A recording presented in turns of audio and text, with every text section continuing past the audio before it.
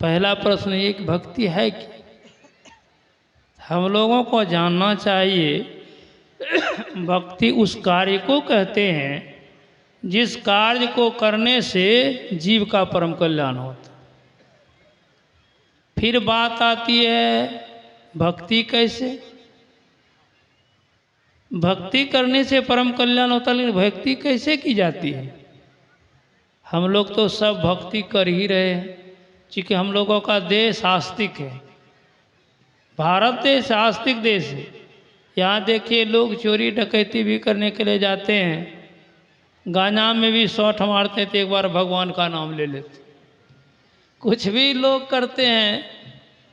एक बार कुप्पा घाट में चोर सब ने मूड बनाया कि गुरु महाराज के घर में चोरी करें। डर भी था तो फुलाइश रख दिया गुरु महाराज के लिए कि यदि फुलाइश हो जाएगी ना तब हमको सफलता मिले। तो संत महात्मा तो दयालु होते हैं, क्यों नहीं, वो तो सबके लिए है। साजन दुर्जन जो चले आवे, फुलाइश दे दिया, वो लोग गए और डकैती करके आ गए। ये भक्ति हो गई ना? नहीं, इसी को समझना है। इसी को समझना। समझाएंगे कौन?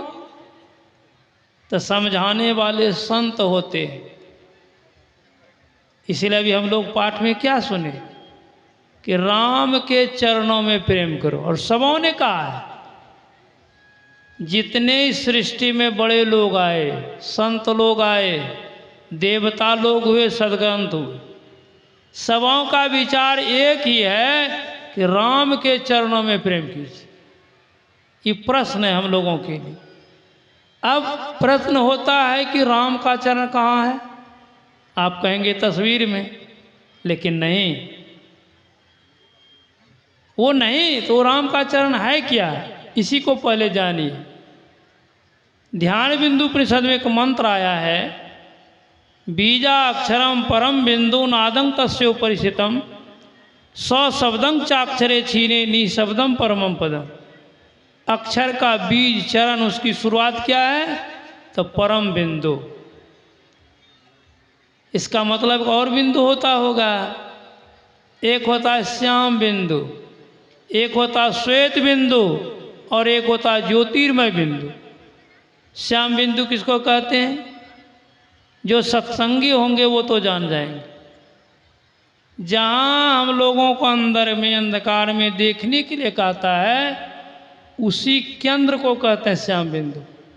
जो उस केंद्र पर केंद्रित होंगे वहीं उनको श्वेत बिंदु की प्राप्ति होगी, और आगे बढ़ेंगे तो ज्योतिर्मय बिंदु की प्राप्ति होगी।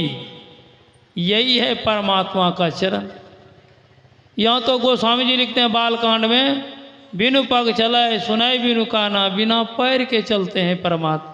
पैर ही नहीं है, आँख भी नहीं है, कान भी नहीं है, हाथ भी नहीं है, लेकिन सब काम करते। यह सब भांति अलौकिक करने, महिमा जा सुजाई नहीं बरने। तो परमात्मा का चरण वही है परम बिंदु। इसी बिंदु को परमाराध श्री सद्गुरु महाराज ने कहने की कृपा की है, सुख सिंधु की खिड़की अति न्यारी। ये सुख सिंधु कहते समुद्र को, सुख के समुद्र में जाने के लिए मार्ग है, रास्ता है, खिड़की है।